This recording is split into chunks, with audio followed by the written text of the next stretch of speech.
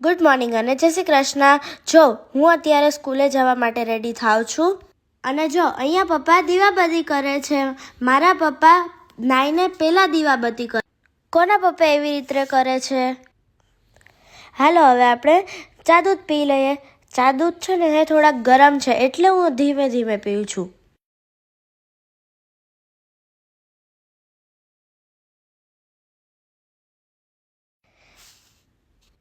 અહીંયા સિયા પણ તે ચા દૂધ પીવે છે. સિયા જો નીચે બેઠા બેઠા ચા દૂધ પીવે છે. અને આજે જો મમ્મીએ મને નાસ્તામાં બટેટા પૌવા આપ્યા છે અને ફ્રૂટ્સ છે. મને તો બહુ જ ભાવે. કોને કોને ભાવે? સિયાને તો બહુ જ ભાવે બટેટા પૌવા. ચાલો હવે હું સ્કૂલે જવા માટે રેડી થઈ ગઈ છું. ચાલો હવે આપણે સ્કૂલે જઈએ. જો આજે થોડુંક લેટ થઈ ગયું હતું સ્કૂલે જવા માટે એટલે હું જલ્દી શૂઝ પહેરીને જાઉં